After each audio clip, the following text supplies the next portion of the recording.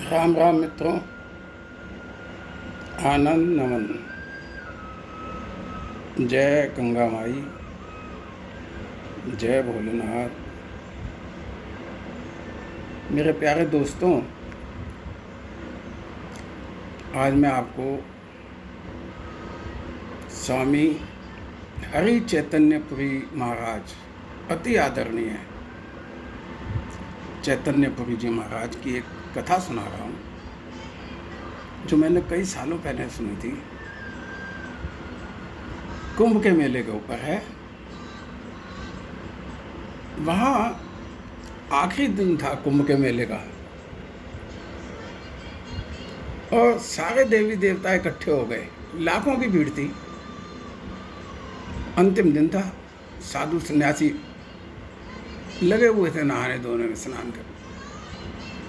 तभी आकाश में देवी देवता आए, प्रकट हुए और गंगा माई से बोले कि माँ गंगा, ये बताओ कि इतने महीने से ये आपका कुंभ का मेला चल रहा है, तो आपको इतने सारे भक्तों में सबसे अच्छा भक्त कौन सा लगा? तो माँ गंगा ने क्या जवाब दिया? सुनो भक्तों, सुनो। माँ गंगा ने कहा कि जो मेरा सबसे प्यारा भक्त है, मुझको अति प्यारा है, वो है यहाँ से कोसों दूर एक गांव में वो जुलाहा है और उसकी बीवी, जो मुझे अति प्रिय हैं, मेरे सबसे प्यारे भक्त हैं वो। और लेकिन एक खास बात और है कि कुंभ का मेला तो छोड़ो, आज तक वो यहाँ नहीं आए मेरे पास कभी स्नान करने, और मुझे सबसे प्यारे वही हैं। देवी देवता, साधु सन्यासी सब हैरान कि जो कभी आया नहीं, वो सबसे प्यारा क्यों है? जवाब मांगा सबने गंगा से। तो गंगा माँ बोली कि भाई 5-6 साधुओं को भेजो, फला फला गांव में फला फला नाम का जुलाहा है, किसी से पूछ लोगे तो बता देगा,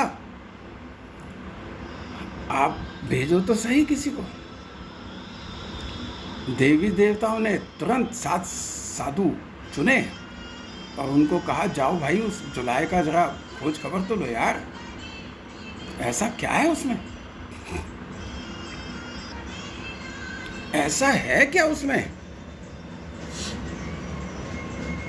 तो वो साधु चलते चलते काफ़ी दिन तक पैदल चलते चलते जब उसके गांव से कुछ दूर रह गए, तो उन्होंने 1-2 जनों से पूछा, भाई उस जुलाहे का गांव कितनी दूर है? उसने कहा, महाराज आओ मैं बता देता हूँ। वो साथ साथ हो लिया, और रास्ते में किसी को भी पता चला कि उस जुलाहे से मिलने साधु आए हैं, तो वो भी साधु सन्यासियों की सेवा करता हुआ उनके साथ साथ चल लिया।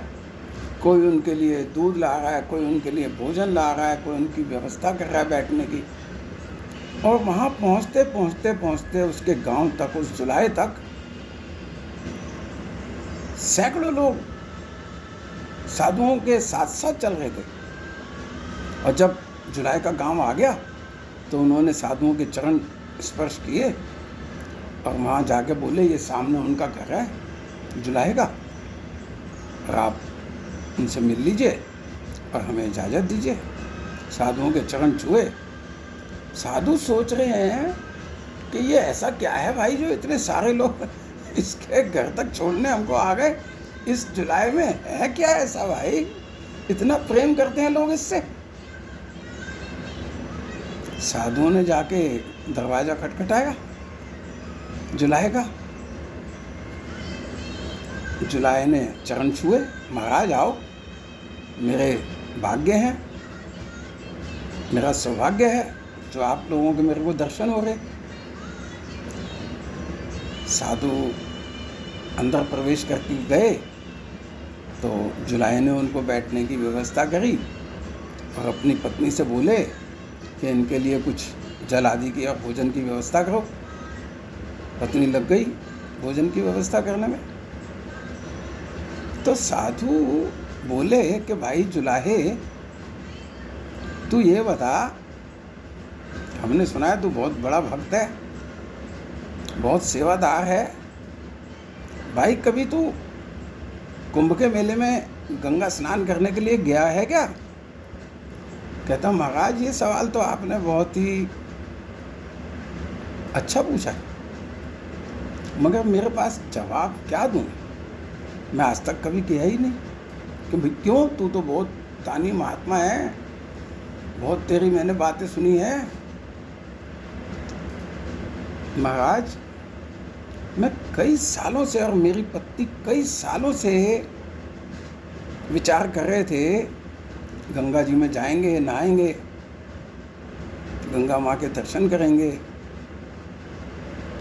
तो कुछ पैसे की व्यवस्था नहीं हो पाती थी। फिर हमने थोड़ा थोड़ा करके जोड़ना शुरू किया और हमने इस बार पक्की ठान ली थी कि हम कुंभ के मेले में जाकर गंगा माँ के दर्शन करेंगे। पूरे 2 घड़े हमने भर लिए थे, सिक्के डाल डाल कर कई सालों से। तो जिस दिन हमें यहाँ से निकलना था, पूरी व्यवस्था थी, कपड़ों की तैयारी थी, तो उससे एक ही दिन पहले हमारी श्रीमती जी को मेथी के साग की खुशबू आ गई कहीं से। तो बोली कि कल तो जाना है, आज मेरा मेथी का साग खाने का दिल कर रहा है, कहीं से लेके आओ। मैं भटकते भटकते दुनिया भर में घूम के आ गया, मुझे मेथी का साग तो मिला नहीं। ये जरूर पता चला कि ये कोई सीजन नहीं है भाई मेथी के साग का, कहाँ से मिल जाएगा तेरे को। तो मेरी श्रीमती बोली कि भाई वो पड़ोसी के यहाँ से खुशबू आई है, वहीं से जाके ले आओ। मैं पहुँच गया तो वहाँ जो बेचारी एक गरीब औरत थी, उसने कहा महाराज आपके दर्शन हो गए, मेरा सौभाग्य है, और मेरे यहाँ मेथी का साग है भी, लेकिन मैं आपको दे नहीं सकती हूँ। भाई क्यों, ऐसा क्या है? तो उसने जो हमें कहानी बताई वो ये कि उसके घर में कई दिन से रोटी नहीं बनी थी, भोजन नहीं बना था, बच्चे भूखे मर रहे थे। तो उस औरत ने अपने पति से कहा कि अगर आज कुछ भी न ला पाओ तो शमशान घाट में जाना और किसी जलती हुई चिता के ऊपर तुम भी बैठ जाना, खाली हाथ मत आना, मेहरबानी करना, बच्चे भूखे हैं कई दिन से। उस बेचारे को कोई काम नहीं मिला, कई दिन से वो काम के लिए जाता था मगर कोई काम ही नहीं मिलता था उसको। तो वो जाके शमशान घाट में बैठ गया तो वहाँ एक चिता के ऊपर देखा उसने कि कुछ लोग मेथी के साग की 2 गठरियाँ बंधी हुई रख के चले गए, मिट्टी में से जैसे निकाल के लाए हों, दबा के रखी थी, और वो लकड़ियाँ लेने चले गए उसके लिए, चिता के लिए। तो मैं वो मेथी का साग उठाकर घर ले आया। ये उसकी औरत ने बताया कि मेरे पति ने वहाँ से चिता पे से ये उठा के मेथी का साग लाए, मैंने बनाया है, बच्चों ने खाया, हम सब ने खाया, और अभी बहुत पड़ा है। लेकिन वो साग आप इतने पवित्र व्यक्ति को मैं दे नहीं सकती, आप महान संतों के संत हैं, मैं आपको कैसे दे दूँ वो चिता पे से उठाया हुआ साग। मैं वापस आया, अपनी पत्नी को सारी बातें बताई। पत्नी ने कहा जाओ, ये जो दोनों घड़े जोड़े हैं ना सिक्के, एक को तोड़ के ना खाने पीने की और बच्चों के कपड़ों की व्यवस्था करो, सामने औरत के बच्चों की, उसके पति के लिए, उसके लिए सब खाने पीने की और कपड़ों की व्यवस्था कर। और दूसरे घड़े के जितने भी सिक्के हैं उसको देकर आ जाओ। समझो हमने गंगा नहा ली, उस बेचारी का कष्ट अगर हम कुछ कम कर सकते हैं तो इससे बढ़ के और कुछ नहीं। बस स्वामी जी, ऐसे वो दोनों जोड़े हुए, कई साल से जोड़े हुए सिक्के मैं सामने वाले घर में देकर आ गया। अब गंगा माँ मुझे क्षमा करे, हमारा तो स्नान हो गया। साधु लोग सारे के सारे हाथ जोड़कर उसके आगे खड़े हो गए, नतमस्तक हो गए कि भाई तू क्या समझता है, तू क्या है, ये तो हमसे पूछ।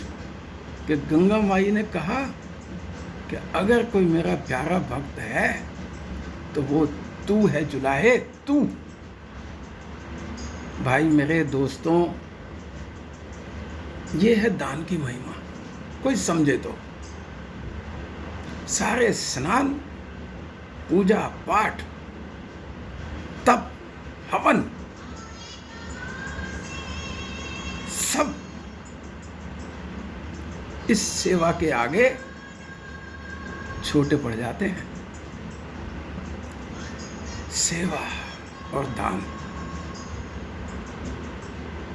सबसे अधिक महान। राम।